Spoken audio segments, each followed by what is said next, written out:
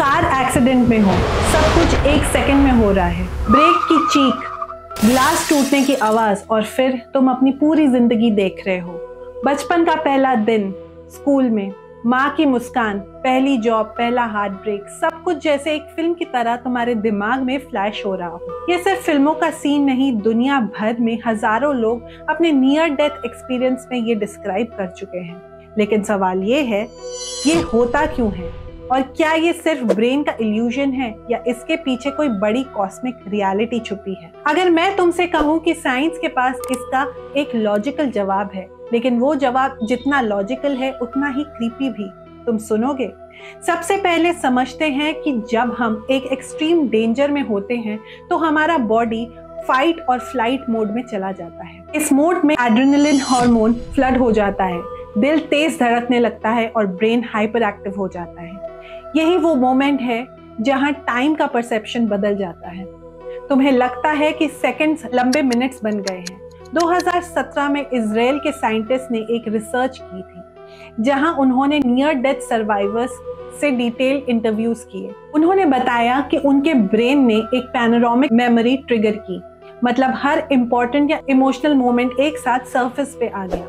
लेकिन एक शॉकिंग बात यह है कि ब्रेन के लिए ये फ्लैशबैक दिखाना ज्यादा एनर्जी कंज्यूमिंग है और ये तब होता है जब तुम्हारा brain technically shutting down mode में होता है।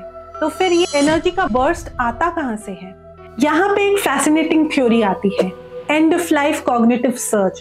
कुछ साइंटिस्ट का मानना है कि डेथ के कुछ सेकंड्स पहले ब्रेन अपनी मैक्सिमम कैपेसिटी पे काम करता है, जैसे कोई कंप्यूटर शटडाउन होने से पहले सारे फाइल्स एक बार में बैकअप कर रहा हो। इस बैकअप का मतलब शायद तुम्हारी जिंदगी का एक इंस्टेंट रिप्ले हो। इसका एक और एंगल है, टेम्पोरल लोब स्टिम्युलेशन।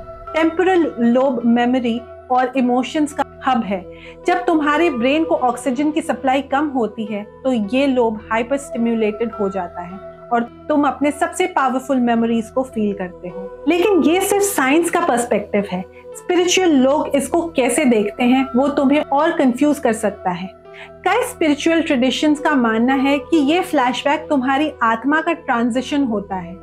तुम अपनी पूरी जिंदगी का रिव्यू करते हो, जैसे कोई जजमेंट प्रोसेस चल रहा हो।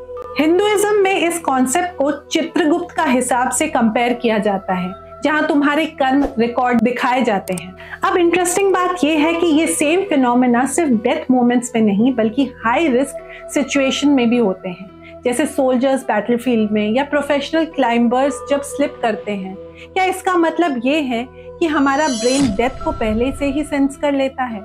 2013 में यूनिवर्सिटी ऑफ मिशिगन के साइंटिस्ट ने डाइंग रैट्स के ब्रेन एक्टिविटी को मेजर किया और शॉकिंगली उन्होंने देखा कि डेथ के बाद के 30 सेकंड्स में ब्रेन एक्टिविटी नॉर्मल से 3 गुना ज्यादा थी। मतलब जब तुम सोच रहे हो ब्रेन डेड हो गया है तब एक्चुअली वो अपने पीक पे होता है। और यहीं पे आता है वो ट्विस्ट जो मैं तुम्हें शुरू में बताने वाली थी।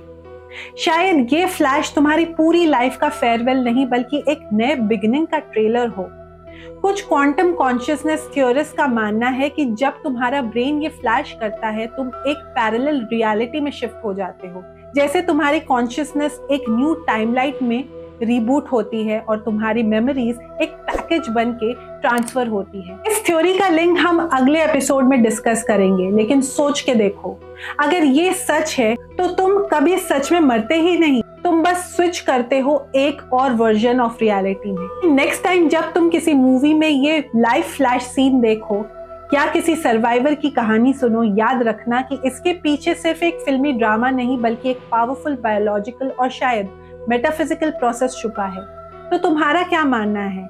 ये सिर्फ ब्रेन का लास्ट ट्रिक है या सोल का पहला स्टेप एक नए सफर की तरफ?